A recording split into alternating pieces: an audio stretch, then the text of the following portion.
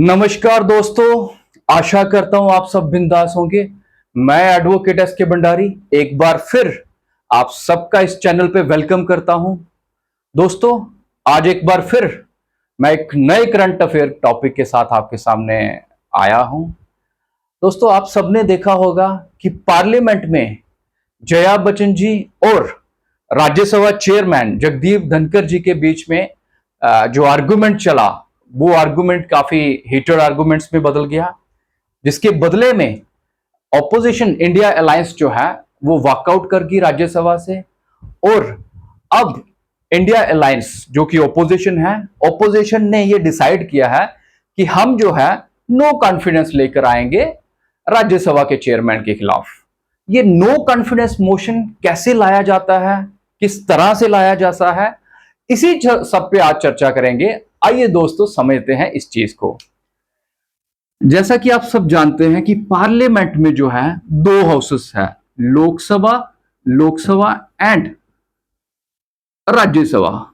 दोस्तों, आज की जो बात है वो राज्यसभा की बात होगी, क्योंकि जो जया बच्चन जी और चेयरमैन ऑफ राज्यसभा के बीच में जो आर्गुमेंट्स हुआ वो राज्यसभा में हुए, तो हम राज्यसभा की ही बात करेंगे आज। तो इसी पे हम चर्चा करेंगे। देखिए दोस्तों, राज्यसभा के चेयरमैन जो होते हैं, मैंने आपको पहले ही लेक्चर में बताया था कि देश के जो वाइस प्रेसिडेंट होते हैं वही जो है राज्यसभा के चेयरमैन होते हैं। तो इट मींस कि अगर नो कॉन्फिडेंस मोशन हम चेयरमैन के खिलाफ ला रहे हैं राज्यसभा के, तो ये डायरेक्टली इंडिकेट करता है कि जो वाइस प्रेसिडेंट है हम उन्हीं के खिलाफ ही जो नो कॉन्फिडेंस मोशन है वो लेके आ रहे हैं। दोस्तों, ये जो नो कॉन्फिडेंस मोशन है ये आर्टिकल 67 जो है, आर्टिकल 67 से डील करता है।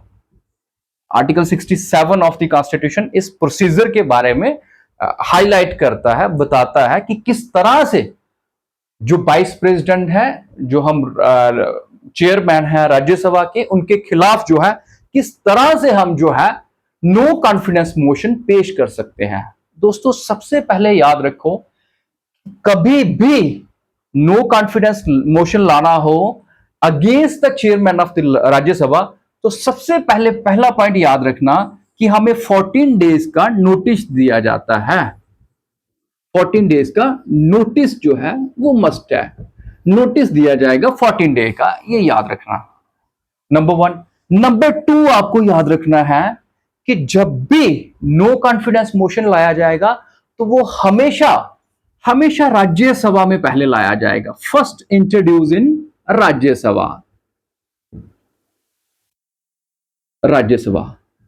दोस्तों, सीधा सा कनेक्शन है ये कि राज्यसभा के चेयरमैन है, इसीलिए जो पहले नो कॉन्फिडेंस मोशन का बिल लाया जाता है, मोशन पास किया जाएगा, वो फर्स्ट जो है राज्यसभा में पेश किया जाएगा। और राज्यसभा में जो है वो एब्सोल्यूट मेजॉरिटी के साथ, आप नेक्स्ट पॉइंट याद रखना कि एब्सोल्यूट मेजॉरिटी के साथ जो है वो पेश किया जाएगा। Absolute, not simple majority. जब राज्यसभा में हम पेश करेंगे तो वो जो मूव है, वो जो बिल है, वो हम एब्सोल्यूट मेजॉरिटी के साथ, जो नो कॉन्फिडेंस मोशन है वो एब्सोल्यूट मेजॉरिटी के साथ पेश किया जाएगा। एब्सोल्यूट मेजॉरिटी मींस, जैसे आप सबको पता होगा कि 50+1 होता है। 50+1 मीन जितने टोटल स्ट्रेंथ हो वो उसमें से हाफ प्लस 1, उसे कहते हैं एब्सोल्यूट मेजॉरिटी। एब्सोल्यूट मेजॉरिटी के साथ राज्यसभा में हम जो मोशन है वो पास करेंगे। उसके बाद हम राज्यसभा में लेके आएंगे, उसके बाद जो है राज्यसभा में लाएंगे। फिर राज्यसभा जो है ये सिंपल मेजॉरिटी में, राज्यसभा में आ गया एब्सोल्यूट मेजॉरिटी, लोकसभा, पहले राज्यसभा में फिर लोकसभा में लाएंगे, तो इसको जो है वो सिंपल मेजॉरिटी से पास करेंगे। Simple majority, it simply show कि जो नो कॉन्फिडेंस मोशन है वो पहले हम राज्यसभा में लाएंगे with absolute majority, then second उसको पास करेंगे लोकसभा से, लोकसभा में जो है वो सिंपल मेजॉरिटी से पास कर देंगे। जब इस तरह से जो है नो कॉन्फिडेंस मोशन पास हो जाएगा, तब जाके जो है चेयरमैन ऑफ राज्यसभा और वाइस प्रेसिडेंट साहब को अपनी पोजीशन को छोड़ना पड़ेगा। आई होप कि दिस इज क्लियर। जब ये प्रोसीजर कंप्लीट हो जाएगा पूरा, यहां पे बिल लाएंगे। याद रखना हमेशा कि फर्स्ट जो बिल इंट्रोड्यूस करेंगे, सॉरी नो कॉन्फिडेंस मोशन जो इंट्रोड्यूस करेंगे, वो हमेशा राज्यसभा में करेंगे, उसके बाद हम लोकसभा में लाएंगे। राज्यसभा में एब्सोल्यूट मेजॉरिटी और लोकसभा में सिंपल मेजॉरिटी, और 14 डेज का नोटिस जो है वो दिया जाएगा। जब ये प्रोसीजर टोटली हो जाएगा, कंप्लीट हो जाएगा, देन उसके बाद vice president chairman of Rajya Sabha जो है अपनी पोजीशन को वेकेंट कर देंगे। लेकिन ऐसा अभी तक कुछ हुआ नहीं है, कभी भी ऐसा हिस्ट्री में हुआ नहीं है कि वाइस प्रेसिडेंट के खिलाफ नो कॉन्फिडेंस मोशन पेश करके वाइस प्रेसिडेंट को अपनी पोजीशन से रिमूव किया गया हो। लेकिन अब भी मेजॉरिटी तो नहीं है, राज्यसभा में भी नहीं है और लोकसभा में भी वैसी मेजॉरिटी नहीं दिख रही है, तो ये सिर्फ प्रस्ताव पास करेंगे, नो कॉन्फिडेंस मोशन पेश करेंगे, लेकिन अपनी पोजीशन लगता नहीं है कि जाएगी।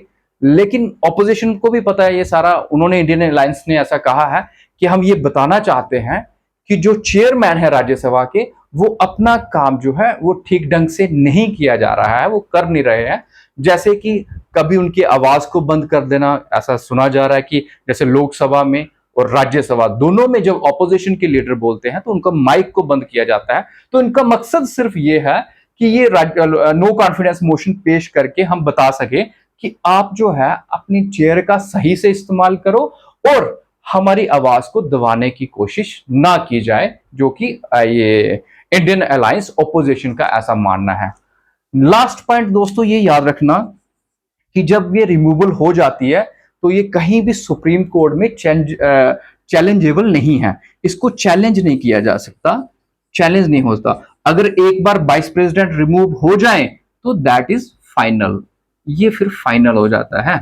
इसके बाद जो है वाइस प्रेसिडेंट साहब को अपनी पोजीशन छोड़नी ही पड़ती है।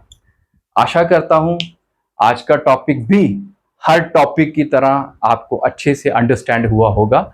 उम्मीद करता हूं ऐसा कि कंप्लीट आपको ये अंडरस्टैंड हुआ होगा। जय हिंद, जय भारत।